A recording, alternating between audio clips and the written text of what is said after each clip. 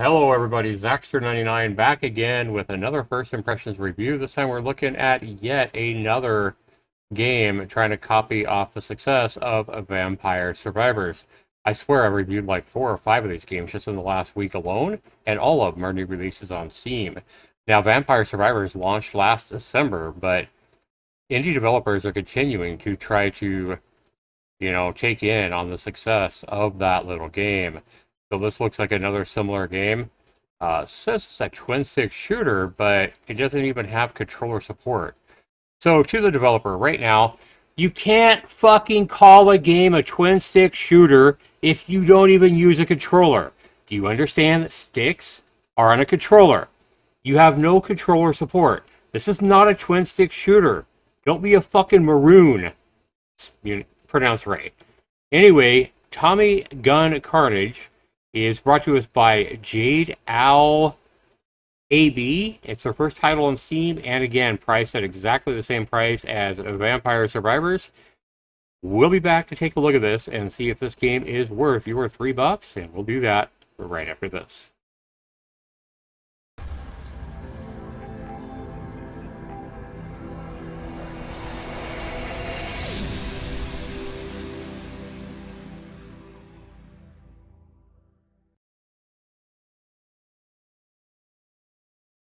Alright, welcome back everybody to Tommy Gun Carnage. Let me get the sound so you guys can actually hear this default music going on. There we go. Now you guys can hear it. Alright, let's go ahead and we have arena, we have credits, we have no options, so I can't turn the volume down if I wanted to. No excuse for that, developer. What if I don't want to listen to this music? What if I hate it? What if... I don't know, like, at least offer the player the option to turn the fucking music off if you're not going to offer a slider at the least. Credits. Right. Okay. So a bunch of artwork that you got from EIO and Open Game Art, etc. Font. Okay. And so it's one guy that made this game. Not a big surprise there. So we have arena. Difficulty casual, yeah. And arena, let's go to the beach and let's hit play. Okay. There we go. Whoa, this game moves so fast. Okay, well, I can't see the bullets. Why can't I see my bullets? Like, do you have bullets but they're invisible, or... That's so bad. We need to see the spray of our bullets here. And for this type of a game, this just moves way too fast, in my opinion. I mean, I guess it could be fun, but... Okay. So we can't... We have borders, as you would expect. Real quick, guys, let me see if I can use the controller. Just to make sure this isn't a twin-stick shooter. Yeah. Let me close that out. Yeah. See, so I can move the right cursor with my right mouse button. And I'm guessing... Yeah, so R2 is shoot. That's not a twin-stick shooter. So you do have controller support. Or minimal controller support or whatever. But that's definitely not a twin-stick shooter. So you need to get that shit out of your store description. Let's go to the forest this time. And play. How many times do I gotta hit play? Oh, I didn't. There we go. Yeah, this game moves so fast compared to... And also, this game is not an automatic attack button like Vampire Survivors. So while it looked like a game like Vampire Survivors, it's definitely not. And it's also not a twin-stick shooter. It's left mouse button to fire. What is this? The fuck is this? Hang on. I want to figure out what that is. Is that like a teleporter that teleports you between the two if you stand in the middle, or... I don't know. I don't know what the fuck those are. Alright, we picked up some ammo. Whoa. Those guys just popped in. Dogs. Okay. Whoa. This is a very furious... Okay.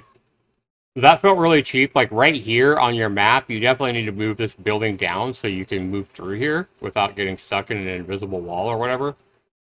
That felt really cheap. Let's try that same map again. And this is just casual. Come on. Okay.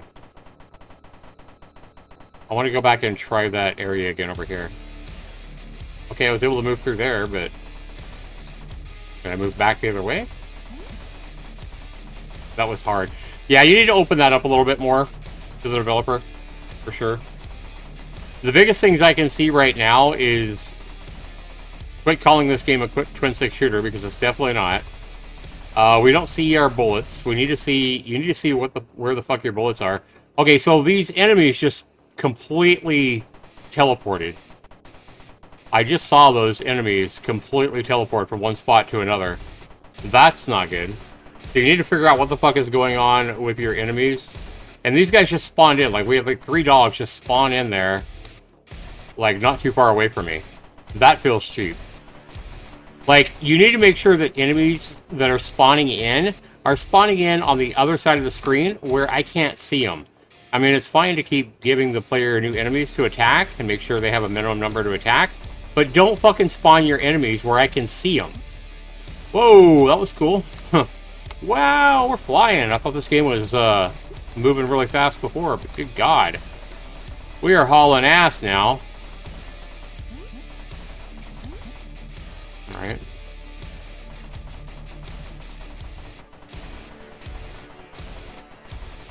Yeah, see, we just had a fucking dragon spawned in right there. Okay. So this game, I actually do kind of like the speed of this game, if I'm being completely honest. Let's go, let's try this again. Let's try this dungeon here. And if this needs to move quicker, we need to hear clicks. If we know we've selected one of those things, we need to hear some kind of confirmation, like a click or whatever. Yeah, we gotta see bullets, man. You gotta show the player bullets here. Okay. The good thing is, to the developer, your game's not going to make a miss. So that's good. I see enough effort here to definitely not miss this video. I know that I've seen that you've got a couple of negative reviews already. I don't think you have any positive reviews. But this game isn't too far off from being a decent little game for the price. It's definitely not the kind of game that I thought it was, though. I thought it was another Vampire Survivor auto-attack game. Can't move through that. I don't know if I would... Well, I guess it's fine. I don't know what these things are. Those look like they do something because they're so bright and fancy. They look like they're some kind of a teleporter or something, but... Okay.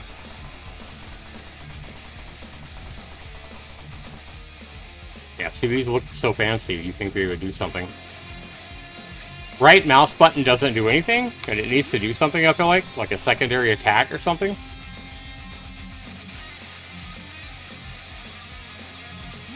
Okay, so where did my gun go? How did I lose my gun? I have nothing to attack with. Okay, so we gotta make sure the player has a gun all the time. I guess I ran out of ammo? Yeah, I ran out of ammo. Okay. And now I got trapped. Okay. So this game right now, to the developer, this game shows promise. It shows effort. I see that you put a lot of effort into this game. I know you're probably using enemies and sprites and stuff like that you either downloaded somewhere or bought somewhere. That's fine. Using assets that's not your own art is fine. If this is your own, well, I saw the credits for all the art you've downloaded, yes.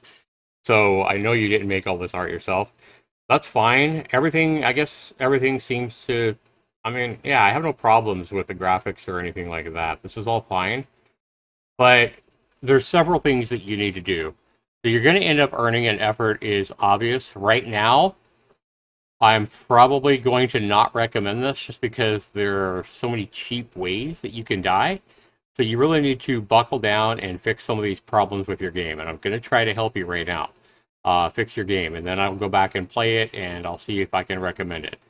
So the first thing you need to do, like I said, I already said it before, don't call your game a twin stick shooter because it's not. So take that off your Steam page, right? Because you're going to get people trying to buy it thinking it's a twin stick shooter, and it's not.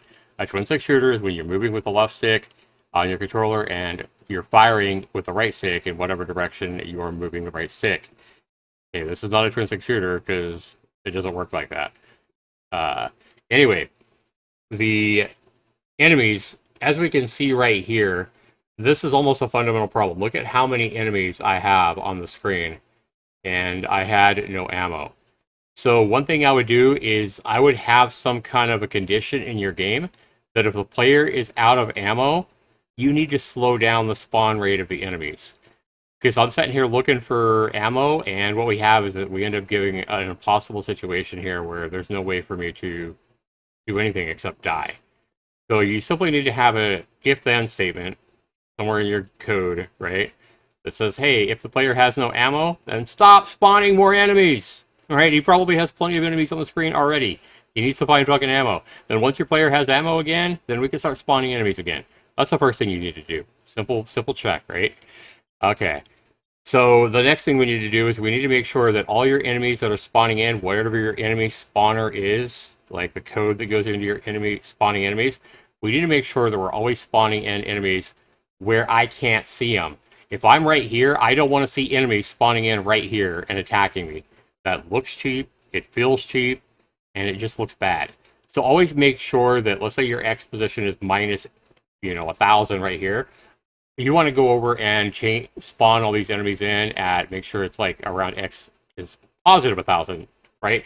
Make sure it's nowhere in the negative if my X position is negative 100. Just make sure the enemies are spawning in where the player can't see them. Pretty simple.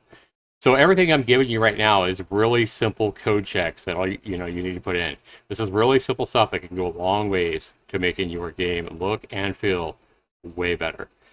We need to make sure that if you do run out of ammo, see, this is one of those things where if the player sees enemies spawning in right close to him and coming in at him, that feels really cheap. It feels like, what the fuck, right? And it makes the player think that they got fucked over.